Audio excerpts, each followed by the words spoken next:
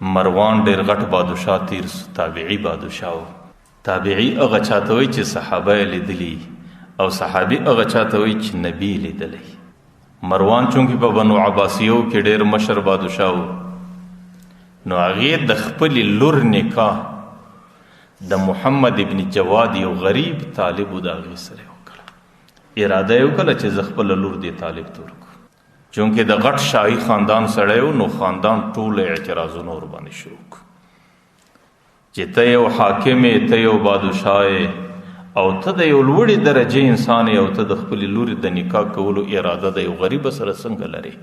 نو مروان ورته وایي زما عقیده دا ده چې دې غریب ته الله تعالی څومره علم محمد ابن جواد ته ورکړی دی، زما په عصر کې د بل چا سره دومره علم نشته، نو زه د علم په خاطر باندې خپله لور درده قربانوم. بس چې کله د خلکو د طرفه ډېر اعتراضونه رالو او د خپلې کورنۍ خلکو ډېر اعتراضونه وکړو، نو براده ورته ویل چې تاسو راسئ د دې سړي لږ امتحان واخلئ. امتحان یې څنګه اخی د محمد ابن جواد؟ وګرځېدل په ټوله علاقه کې چې مشهور محدث یحیی ابن اقسم او هغې بوډا عالم او د ټوله استازي کلو د علاقې چې د هغې په مثل بل عالم نه ولو، هغه یې ورله راوستی چې هغه به د داسې امتحان واخلي چې دې سړي ته الله تعالی دومره علم ورکړی دی چې مروان د څومره علم ورته اراده ده. نو یحیی ابن اقسم چونکې بوډا دی او محمد ابن جواد دا کشر نوجوان دی، نو هغه یحیی ابن اقسم د ده سره ډېرې پوښتنې وکړي. په علمي دنیا کې ډېر وچلاوی، مخ په شاته ډېرې پوښتنې، لیکن محمد ابن جواد په یوه پوښتنه کې هم نه ودرېدی. چې کله مجلس ختمیږي، باره د مروان زړه وغوښتو، غټ حاکم بره مجلس والا ورته وایي که ستاسو اجازه وي محمد ابن جواد به د یحیی ابن اقسم هم یوه پوښتنه وکړي. وایي هغه خو ډېرې پوښتنې وکړي، دی به یوه پوښتنه ځینې وکړي.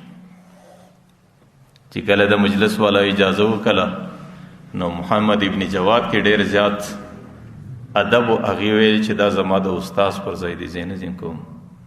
لیکن مروان ورته ویل چې خامخا به یوه پوښتنه ځین کوي، الامر فوق الادب، چونکې د امر او د ادب مقابله چې خلک راسي نو بیا خلک هغه امر مني. محمد ابن جواد باره ورته ویل او زه د دې استاد جي څه یوه پوښتنه کوم.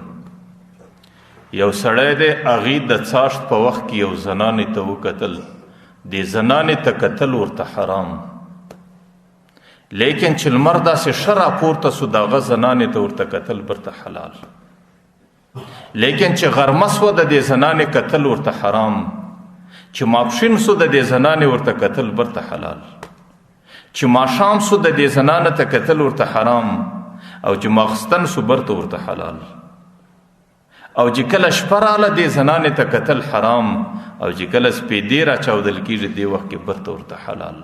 ورته دا به کومه زنانه دا به کوم سړی؟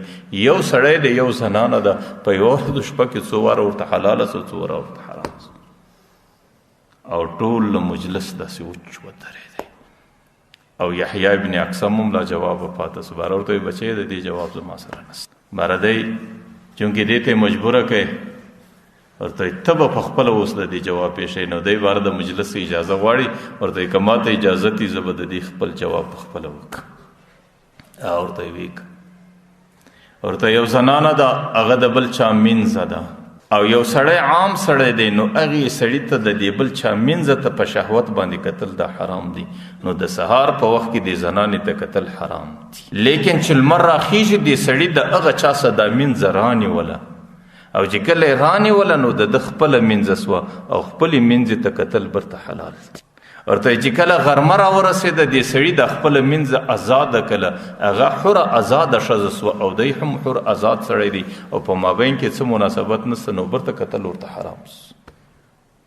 ورته چې ماپښین رارسېدی برته یې نکاح ورسره وکړه. هغه کومه زنانه چې د ازاده کړې وه د هغې سره یې برته نکاح وکړه، او په نکاح باندې د هغې ښځې کتل برته ورته حلال سو. او چې کله مازدیګر راورسېدی، مازدیګر یې د دې سره زهار وکړي.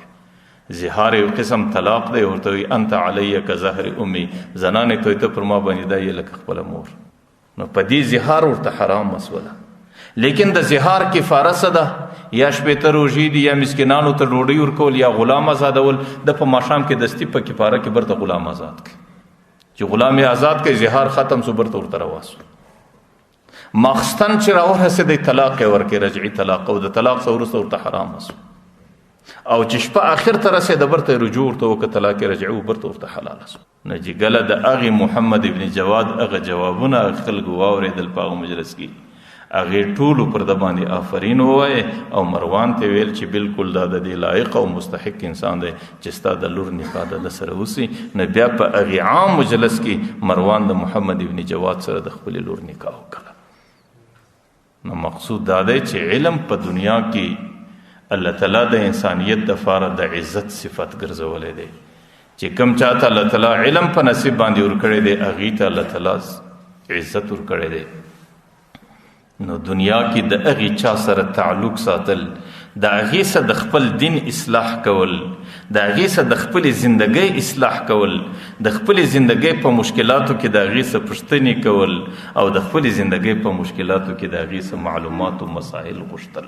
او زه ډېر ځله دا وایم چې د هغې خلکو سره بعضې زموږ معاشره کې کمزوري کیږي، هغې خاص کر بل مجلس درېدلی، بل ماحول درېدلی دی او بله گفتگو درېدلی دی چې هغې کې انسان د علماو په غیبت کې راسي، د علماو په کردار کشي کې راسي او د علماو سره په نفرت کې راسي او د علماو په عزت خرابولو کې راسي.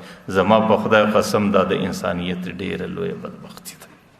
نن زموږ په معاشره کې دا پیشین جوړ دی چې کله یو مجلس تازه کیږي نو هغې د علماو پر غیبت باندې، د علماو پر کردار خرابولو باندې او د علماو پر داسې بویناګانو باندې کول چې په هغې کې د علماو عزت ته نقصان رسیږي. زموږ د مجلس پیشین او زموږ د مجلس تازه کیدن پر دې راځي. زه د عامو خلکو ته هم دي کې دوه قسمه انسانان راغلي دي. یو هغه خلک دي چې هغه بېدینه خلک دي او بېدینه خلک څه ګیله نشته، ځکه د هغې مقصد دا دی چې د معاشرې واګي، د معاشرې اقتدار، د معاشرې قدرت خپل لاس ته ورسوي او د هغې په دې باندې سر خلاص دی چې تر څو پورې د معاشرې او د علماو په مابین کې جدایي رانسي تر هغې وخته پورې موږ د خپل مقصد ته ځان نسو رسولی. نو هغې خو د معاشرې واګې غواړي، د معاشرې قیادت غواړي او د معاشره خپل ځان ته متوجه کوي او چې تر څو پورې د علماو څخه بېزاره نه کړي تر هغې وخته معاشره د ګوتو ته نه ورسي. مفتی شفیع رحمه الله لیکلی دی وایي د معاشرې مثال په داسې دی لکه د رمې او د علماو مثال دا د راعي او د شپانه دی او د دغه بېدینه انسانانو مثال د لیوه دی. لیوه که زړه دا وغواړي چې په دې رمه باندې ښه حمله وکړي نو هغې هلته کامیابه حمله کولی شي چې تر څو پورې د رمي او د شپانه تعلق سره ختم کړي. او چې کله رمه بې شپانه سوله بیا خو د لیوه پر رحم و کرم پاته ده. بیا د سارا خلک په دې وله دي لیوه چې کله په رمه ګډ سي خوري به یوه پر ملا به ماتوي 10 دانې، نو بیا خو معاشره ټوله تباه کوي. نو د هغې خلکو څخه بیا یقینا ګیله نه وي، ځکه د هغې مقصد دا وي چې معاشره زما پر رحم و کرم راسي او زما په اختیار باندې راسي او زما په اقتدا کې راسي او دا مقصد بغیر د علماو د غیبته، بغیر د علماو د توهینه او بغیر د علماو څخه د نفرته، بغیر دا مقصد ته دی بل کوم رسېدی نسي.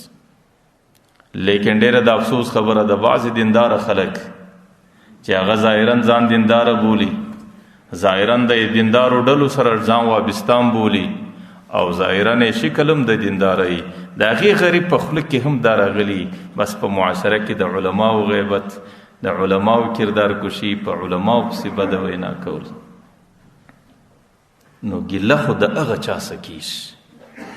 زه دا وایم کوم نصیبه دغه علما ته د نبي پر ځای ناست دي، دی علماو ستا په غوږ کې اذان کړی دی، ته د توحید په کلمه خبر کړی، دی علماو ستا نکاح در تړلی دی، ته په خپل حلاله نکاح باندې اګاه کړی، او دی علماو ستا په غوږ ستا پر زکندن تا ته یاسین ویلی دی او پر حالت د زکندنې تا ته د کلمې تلقین در کړی دی، او ستا چې د نکاح څومره مسلې دي، ستا چې د تجارت څومره مسلې دي، ستا چې د معاشرت څومره مسلې دي، ستا چې د دین د ضروریاتو څومره ترتیبونه دي، هغه ټولو تا ته د علماو بیان کړي دي. که چیرې ته دغه معاشره د علماو څخه لرې کړي، ځان د علماو څخه لرې کړي، بیا به د دین مسایل تا ته شیطان درښیي بیا به د دین مسائل تا ته هغه ګمراهان درښیي، بیا به د دین مسائل تا ته هغه بېدینه انسانان درښیي، او بیا به د قیامت په میدان کې ته د هغه بېدینه انسانانو په صفونو کې ولاړې. نو په دې خاطر باندې د علماو سره زندگی نږدې تیرول او دنیا کې د هغې څخه د خپلو ضروریاتو د مسایلو پوښتنې کول او د دې ګټه انسان ته په دنیا کې هم رسیږي. دنیا کې سړی په حلالو په حرامو په جایزو په ناجایزو په رواو په نارواو باندې خبر سي، او د دې ګټه د قیامت په میدان کې ده. د قیامت په میدان کې چې کله انبیا د خپلو امتیانو شفاعت کوي، نو علما به د خپلو متعلقینو شفاعت کوي. او کنز العمال وایي چې د دې ګټه به په جنت کې هم راځي، چې کله الله تعالی جنت کې جنتیانو ته نعمتونه ورکي. د پیغمبر علیه السلام حدیث را نقل کړی دی چې بیا به الله تعالی دې جنتیانو ته وایي نور څه غواړئ، د هغې به په هیڅ باندې سر نه خلاصېږي. هغې به وایي چې دنیا کې خو چې به موږ ته مشکل راپېښ شو، موږ به د علماو څه پوښتنه وکړه، درځئ اوس د امت د علما پیدا کړو، د هغو څه پوښتنه وکړو چې موږ نور د الله تعالی څخه په جنتو کې څه وغواړو. نو بیا به هغه جنتیان راځي او علماو ته به په جنت کې کښېني. نو بیا به علما ورته وایي چې د ټولو لوی نعمت د الله تعالی دیدار دی، د الله تعالی دیدار وغواړئ. بیا ورته وایي چې د الله تعالی رضا ده، د الله تعالی رضا وغواړئ. بیا ورته وایي چې فلان نعمت دی، فلان نعمت وغواړئ. بیا ورته وایي چې فلان نعمت دی فلان. نو په جنت کې به بیا هم د انسانیت رهنمایي ده د علماو په لاس وي. نو الله تعالی دې زموږ او ستاسو زندگی د علماو په صحبت کې تیره کړي، د علماو په قرب او په نزدېکت کې تیره کړي. الله تعالی دې مې د قیامت په میدان کې د دوی د شفاعت څخه نه محرومه کوي، او الله تعالی دې مې د جنت په دوران کې د دوی د رهنمایي څخه نه بې نصیبه کوي. الله تعالی دې دا څو خبرې قبول کړي.